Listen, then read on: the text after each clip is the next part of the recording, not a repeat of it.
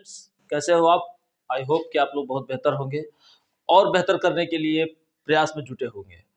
तो हमने कहा था कि अपने इस जीएसएन हिंदी हब के प्लेटफॉर्म पे जो सब्जेक्ट पढ़ना हम लोगों को, एक तो जीएस है और दूसरा हिंदी है। तो Hindi literature, Hindi subject, Hindi grammar की अगर हम बात करें तो मैंने ये भी ऑलरेडी आपसे डिस्कस कर रखा है कि इसके सिलेबस को लेकर के क्या है।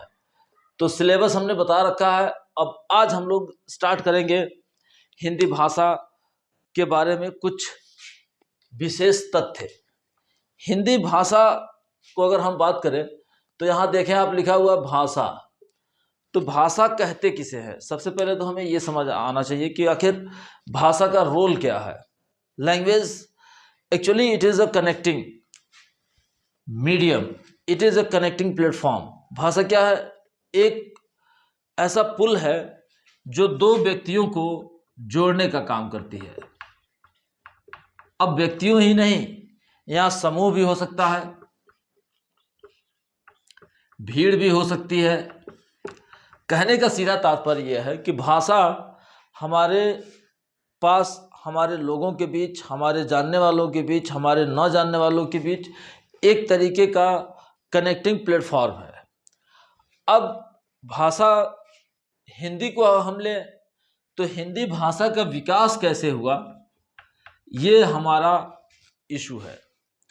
तो पहली बात तो क्लियर हो गया कि भाषा विचारों के आदान प्रदान का मौखिक अथवा लिखित दोनों ही माध्यम है, दोनों ही साधन है। और इस साधन के जरिए हम अपने विचारों को एक व्यक्ति से दूसरे व्यक्ति तक पहुंचाने का काम करते हैं। अब इस भाषा में जो निर्माण हुआ ध्वनियों का, भाषा का निर्माण, यहाँ पे ध्वनि, यानी कि भाषा ही हमें ध्वनि के रूप में दिखाई देती है। हमने क्या कहा? मौखिक और लिखित। भाषा क्या बताया हमने? मौखिक और लिखित। तो मौखिक किसमें है? ध्वनि, हम बोल रहे हैं, आप सुन रहे हैं। जब लिखने लगेंगे इसी भाषा को तो ये बदल जाएगा साहित्य में, यानी कि लिटरेचर। और साहित्य की जब भी हम बात करें तो यहीं से शुरू होता है व्याकरण, यानी कि साहित्य की शुद्धता हमारी टिकी हुई है व्याकरण पर। और व्याकरण हमें सिखाता है कि साहित्य का सृजना कैसे करना है। तो दो बातें एक सेकंड के अंदर हम लोग रिपीट करते हैं कि हिंदी भाषा में जो हमें ग्रामर सेक्शन पढ़ना है अपने कॉम्पिटिटिव एग्जाम्स के लिए, तो भाषा कहते किसे है? तो भाषा क्या किससे बना है? ध्वनियों से। ध्वनि कैसे हो सकती है? मौखिक होती है। जब हम इसको लिख देंगे तो ये साहित्य में बदल जाएगा और साहित्य की शुद्धता डिसाइड होती है हमारे व्याकरण पे। अब अगर हम बात करें भाषा की तो संविधान में हमने 22 भाषाओं को मान्यता दे रखी है। Very very important. आप यहाँ पे पूरे अटेंशन के साथ समझेंगे कि संविधान में हमें कितनी भाषाओं को मान्यता दी गई है। तो आंसर होगा 22 भाषाएं। अब भाषा को जिस रूप में लिखा जाता है उसे हम कहते हैं लिपि। दूसरा क्वेश्चन यहाँ से आपसे आस्क किया जाता है एग्जाम में कि हिंदी भाषा की लिपि क्या है? तो हिंदी भाषा की लिपि है Devanagari. Very very important third question कि हिंदी भाषा की जो लिपि है वह क्या कहलाती है? तो हमने क्या बताया? देवनागरी। इसी तरीके से अगर मैं कुछ अन्य भाषाओं की बात करें जो इसी लिपि में लिखी जाती है, यानी कि देवनागरी लिपि में, तो वो कौन सी भाषा है? तो हिंदी तो क्लियर हो गया। दूसरा मराठी भाषा है, तीसरा कोंकणी भाषा है, चौथा संस्कृत है। स्टूडेंट्स आप, मैं उम्मीद करता हूँ कि अच्छे से याद करेंगे इसको। हमने बताया यहाँ पे कौन कौन सी लैंग्वेज है जो कि लिपि के रूप में देवनागरी के तहत आती है। तो पहले क्या बताया? हिंदी बताया ही, संस्कृत, कोंकणी, मराठी। चौथी अगर भाषा देखें तो नेपाली, मैथिली, संथाली, नेपाली, मैथिली, संथाली,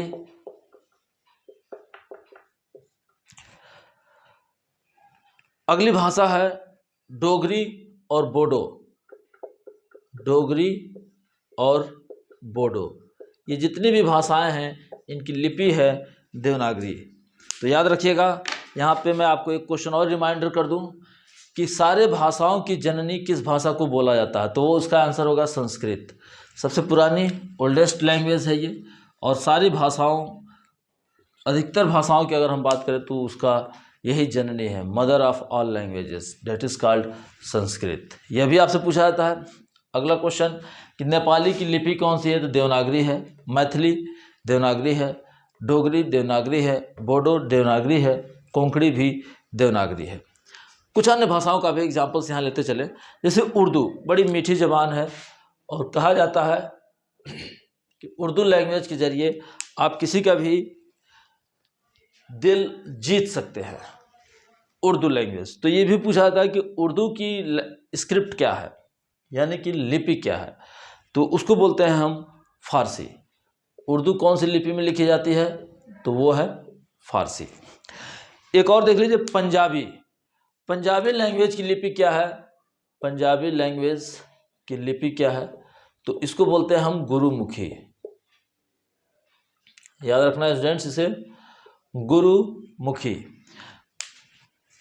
सिखों के इतिहास जब हम लोग पढ़ेंगे तो वो हमारा जीएस का पार्ट है, और जीएस में हिस्ट्री सब्जेक्ट में ये पूरा एक लंबा टॉपिक है, किस तरीके से एक सिख समुदाय एक सिख राजघराना में तब्दील हो गया, और किस तरीके से ये राजघराना में अलग अलग शासक हुए, जिसमें एक बहुत ही प्रमुख शासक जिन्होंने शुरुआत की सिखों को एक राजनीतिक नेतृत्व देने का, डेट वाज रंजीत सिंह। तो रंजीत सिंह से लेकर के और हम लास्ट तक दिलीप सिंह तक पढ़ेंगे, जब उन्हें अंग्रेज़ों ने पूरी तरीके से हराने के बाद लंदन भेज दिया था। बहरहाल ये तो हमारा जीएस का पार्ट है। अभी हमने क्या बताया कि पंजाबी कौन सी लिपि में लिखी जाती है, डेट इज़ कॉल्ड गुरुमुखी। एक और सिंधी लैंग्वेज, बहुत बार बार पूछा जाता है कि सिंधी लैंग्वेज की स्क्रिप्ट क्या है, लिपि क्या है, तो वो है सिंधी अथवा फारसी। वेरी वेरी इंपॉर्टेंट, सिंधी अथवा फारसी। कंफ्यूज नहीं होना, क्योंकि उर्दू को भी हमने लिखा है कि यह फारसी इसकी स्क्रिप्ट है, और सिंधी की भी स्क्रिप्ट फारसी है, तो इसमें आप बिल्कुल भी कंफ्यूजन नहीं क्रिएट होना चाहिए। अब भाषा के बाद अगला जो चरण आता है उसको हम बोलते हैं बोली, यानी कि डायलेक्ट। डायलेक्ट क्या होता है? एक बात अभी हमने कहा कि भाषा लिखित या मौखिक हो सकती है, और वह लिखित रूप में जब आती है तो बन जाती है साहित्य, और साहित्य हमेशा टिका होता है व्याकरण पर। अब अगर हम बोली की बात करें तो ये इससे बिल्कुल इतर है, क्योंकि बोली का मूल उद्देश्य यही होता है कि हम अपने विचारों को सरल और सहज ढंग से अपने सामने वाले तक पहुंचा दें। स्टूडेंट्स, मेरा पूरा ख्याल है कि आप अच्छे से समझ रहे हैं कि बोली किसे कहते हैं, सिर्फ विचारों के लिए। क्या मैंने कहा कि transfer of ideologies, transfer of feelings, कैसे आप शिफ्ट करते हैं अपने विचारों को। तो बोली, इसका प्रयोग किसी छोटे से क्षेत्र में मौखिक रूप से किया जाता है, और यह भाषा का अल्प विकसित रूप है। क्या हमने कहा कि यह भाषा का अल्प विकसित रूप है। क्यों अल्प विकसित रूप है? क्योंकि इसमें कहीं ना कहीं ग्रामर का बहुत ज़्यादा स्कोप नहीं होता है। क्यों नहीं होता है? क्योंकि इसका अंतिम उद्देश्य है विचारों का आदान प्रदान।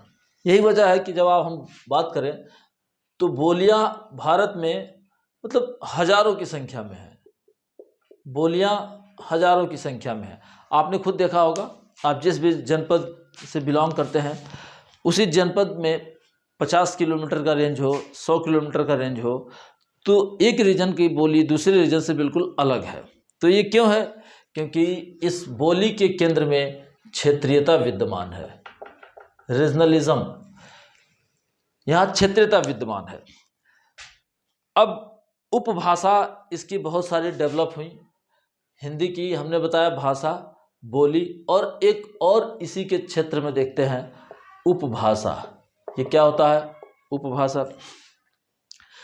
हिंदी के विकास में बहुत सारी बोलियों का योगदान है। यही वजह है कि हिंदी को समझाने के लिए अगर हम अलग अलग पेरिफेरल एरिया में देखें, भारत के अलग अलग जोन में, तो हिंदी स्पेशली नॉर्थ वेस्ट और नॉर्थ ईस्टर्न रीजन, यहाँ ये वाला जो जोन है, स्पेशली ये मिडिल इंडिया वाला पार्ट, नॉर्थ ईस्ट में नहीं जाएंगे हम, ये बिल्कुल अलग हिस्सा है।